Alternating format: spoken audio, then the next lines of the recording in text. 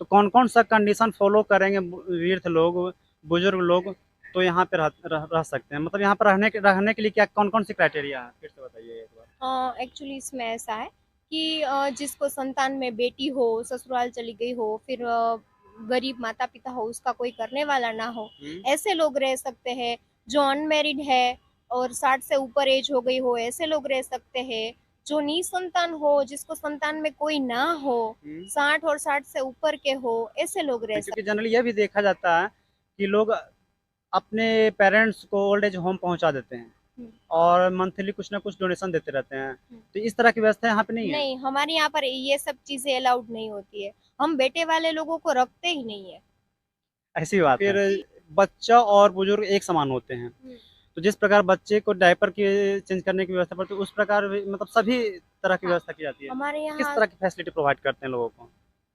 Actually हमारे यहाँ जो बूढ़े माता पिता है, सभी का खाने पीने का भी एक टाइम टेबल है कि हम सुबह मॉर्निंग में 7 बजे उनको नाश्ता देते हैं सुबह का, फिर 9 बजे चाय देते हैं, 10 बजे हम डेली उनको फ्रूट्स देते हैं, फिर दोपहर को 12 बजे लंच होता है, फिर 3:30 पौने 4 बजे दोपहर का नाश्ता होता है, और फिर जो 7 बजते हैं तो रात का डिनर होता है। ये सही कह रहे हैं आप। जी। ओल्ड एज होम अर्थात वृद्धाश्रम, भारत में वृद्धाश्रम की आवश्यकता है या नहीं, यह एक मंथन का विषय है। आप कई लोगों को सुने हो, कई कथावाचकों को सुने होंगे कि हम अपने यहाँ वृद्ध माताओं, वृद्ध लोगों की रहने के लिए व्यवस्था करते हैं, हमें दान दीजिए, हमें दक्षिणा दीजिए, ताकि हम इन वृद्ध लोगों की देख रेख सही से कर सकें। लेकिन राजकोट में बनने वाले देश के सबसे बड़े वृद्धाश्रम में 7 तो कमरे रहेंगे जो 200 करोड़ रुपये लागत से बनाए जाएंगे। उसमें 2100 वृद्ध लोगों की, बुजुर्गों की रहने की व्यवस्था की जाएगी। तो जो मानव सेवा चैरिटेबल ट्रस्ट राजकोट में है, यह पिछले 8 वर्षों से वृद्धाश्रम चला रहा है राजकोट में, और यह भारत का सबसे बड़ा वृद्धाश्रम बनाने जा रहा है। तो चलिए हम उस वृद्धाश्रम में ले चलते हैं जो राजकोट में है, जिसका नाम सद्भावना वृद्धाश्रम है, और वहाँ पर भी मानव सेवा चैरिटेबल ट्रस्ट के द्वारा वृद्ध लोगों को, बुजुर्ग लोगों को रखा जाता है। तो चलिए हम देखते हैं कौन कौन सा कंडीशन फुलफिल किए जाने के बाद उन वृद्ध बुजुर्ग लोगों को वहाँ पे रखा जाता है और कौन सी सुविधाएं प्रदान की जाती है। तो चलिए हम चलते हैं मानव सेवा चैरिटेबल ट्रस्ट के उस वृद्धाश्रम में। और आए दिन देखा जा रहा है कि वृद्धाश्रमों की संख्या और वृद्धाश्रम में रहने वाले बुजुर्गों की संख्या बढ़ती जा रही है। तभी हमारे साथ मौजूद है राजकोट में स्थित सद्भावना वृद्धाश्रम के संचालक मेंबर। चलिए इनसे बातें करते और पूछते हैं सद्भावना वृद्धाश्रम के बारे में। नमस्कार, आपका बंजारा न्यूज में स्वागत है जी। तो ये आपका जो वृद्धाश्रम चल रहा है राजकोट में, इसके बारे में बताइएगा आप। हमारे राजकोट में इस वक्त 3 ब्रांचेस है और 500 मेंबर की संख्या है, जिसमें से 135 मेंबर्स हमारे यहाँ पर है। दूसरी ब्रांचेस जो खंडेरी स्टेडियम है वहाँ पे आई हुई है, ग्लोरियस, वहाँ पर 160 की संख्या है। और तीसरी ब्रांच जो है वो कालावर रोड ऊपर वागुदड़ गांव है, उस गांव में हमारा एक आश्रम है, वहाँ पर 150 मेंबर की स्ट्रेंथ है। तो कुल मिला के राजकोट में आपके वृद्धाश्रम में कितना मेंबर है?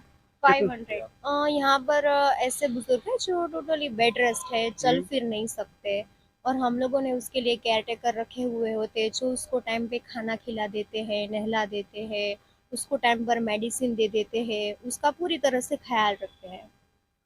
बुजुर्ग में तो लेडीज और जेंट्स दोनों रहते हैं, तो उन लोगों के लिए सेपरेट व्यवस्था या साथ में कंबाइंड व्यवस्था? नहीं, दोनों अलग अलग है। लेडीज को लेडीज के डिपार्टमेंट में रखते हैं, जेंट्स को जेंट्स के डिपार्टमेंट में रखते हैं। तो कुछ वैसे भी लोग होते होंगे जो अपने माता पिता को पहुंचा जाते होंगे, क्या आप किस प्रकार के बुजुर्ग को रखते हैं यहाँ पे, ये बताइए, आप मेंशन कीजिए। हम यहाँ निराधार और निसंतान लोगों को ही रखते हैं, जो जिसके संतान में कुछ ना हो आगे पीछे, ऐसे निराधार निसंतान माता पिता को ही रखते हैं। और 60 और 60 के ऊपर के जो बूढ़े लोग होते हैं उसको ही रखते हैं सिर्फ। अगर सही शब्दों में कहा जाए तो यहाँ पे जो रहते हैं, तो कौन कौन सा कंडीशन फॉलो करेंगे वृद्ध लोग, बुजुर्ग लोग, तो यहाँ पे रह सकते हैं? मतलब यहाँ पर रहने के लिए क्या कौन कौन सी क्राइटेरिया है, फिर से बताइए एक बार। एक्चुअली इसमें ऐसा है कि जिसको संतान में बेटी हो, ससुराल चली गई हो, फिर गरीब माता पिता हो, उसका कोई करने वाला ना हो, ऐसे लोग रह सकते हैं। जो अनमेरिड है और 60 से ऊपर एज हो गई हो, ऐसे लोग रह सकते हैं। जो निसंतान हो, जिसको संतान में कोई ना हो, 60 और 60 से ऊपर के हो, ऐसे लोग रह सकते हैं। बेटे वाले जो माता पिता होते हैं, बूढ़े माता पिता, ऐसे लोगों को हम नहीं रखते। और जिसको गवर्नमेंट का पेंशन आता हो, बड़ी सी आवक प्रॉपर्टी हो, ऐसे लोगों को भी हम नहीं रखते। अभी कहें आप जिनके बेटे रहते हैं उनको हम नहीं रखते हैं, जी तो वैसा भी तो हो सकता है कोई शादी ना किए हों और उनके प्रॉपर्टी बहुत सारा हो, तो उनको रखिएगा कि नहीं रखते होंगे आप? नहीं, हम ऐसे लोगों को नहीं रखते। जिसको बड़ी सी आवक प्रॉपर्टी हो, ऐसे को नहीं रखते। किस प्रकार के लोगों को जो रखते हैं? जरूरियातमंद होते हैं, गरीब होते हैं, जिनको सच में जरूरत होती है, ऐसे लोगों को ही हम रखते हैं। तो किसी भी संस्था को चलाने के लिए फंड की आवश्यकता होती है, पैसे की आवश्यकता होती है, तो आप पैसे के लिए लोगों को, वृद्ध लोगों को नहीं रखते हैं, क्योंकि जनरली यह भी देखा जाता है कि लोग अपने पेरेंट्स को ओल्ड एज होम पहुंचा देते हैं और मंथली कुछ ना कुछ डोनेशन देते रहते हैं, तो इस तरह की व्यवस्था यहाँ पे नहीं है। नहीं, हमारे यहाँ पर ये सब चीजें अलाउड नहीं होती है। हम बेटे वाले लोगों को रखते ही नहीं है। ऐसी बात है। जी। और तो इस संस्था का संचालन कैसे होता होगा, फंडिंग कहाँ से आप लोग का? हमारा जो पूरा आश्रम है वो डोनेशन पर ही चलता है। डोनेशन पे? जी। तो डोनेशन किस बेसिस पे आप लोग लेते हैं इस सब का? अब जिसकी जितनी पहुंच होती है उतना वो सब देते हैं। जैसे कुछ कुछ मेंशन कीजिए यहाँ पे, जैसे कि कितने ओल्ड एज होम में वहाँ पे फिक्स किया किया रहता है कि आप 25,000 दीजिए नहीं। Life time? हम ऐसा कुछ नहीं करते। जिसको जितनी पहुंच होती है उतना वो देते हैं। तो इस वृद्धाश्रम के बारे में और कुछ बताइएगा, किस तरह की फैसिलिटी आप लोग प्रोवाइड करते हैं? आप तो कहें कि हम फंडिंग पूरा हमारा डिपेंड है डोनेशन पे, तो मे बी फंडिंग आता होगा, नहीं आता होगा, तो उस कंडीशन में मैनेज कैसे करते हैं, किस तरह की फैसिलिटी प्रोवाइड करते हैं लोगों को? एक्चुअली हमारे यहाँ जो बूढ़े माता पिता है, सभी का खाने पीने का भी एक टाइम टेबल है कि हम सुबह मॉर्निंग में 7 बजे उनको नाश्ता देते हैं सुबह का, फिर 9 बजे चाय देते हैं, 10 बजे हम डेली उनको फ्रूट्स देते हैं, फिर दोपहर को 12 बजे लंच होता है, फिर 3:30 पौने 4 बजे दोपहर का नाश्ता होता है, और फिर जो 7 बजते हैं तो रात का डिनर होता है। ये सही कह रहे हैं आप? जी क्योंकि बहुत सारे ओल्ड एज होम में तो देखने में आ रहा है, सुनने में आता है कि सिर्फ डोनेशन ले लिया जाता है और कुछ उस तरह की फैसिलिटी प्रोवाइड नहीं कराई जाती है। तो आप अभी थोड़ा देर पहले आप बता रहे थे ऑन ऑफ कैमरा कि कोई असमर्थ हैं, पैरालिसिस है, उनको सेवा करने के लिए केयर टेकर? जी, हमने क्या केयर करते हैं? टेकर रखे हैं। जो बीमार माता पिता होते हैं, हमारे यहाँ टोटली सब बेड रेस्ट ही है, तो हमने केयर टेकर रखे हैं उनके सभी कामों के लिए। बेड रेस्ट मतलब? मतलब कुछ लोग ऐसे हैं जिसको पैरालिसिस है, डायबिटीज है, बीपी है, कैंसर है, ऐसी बीमारियां है।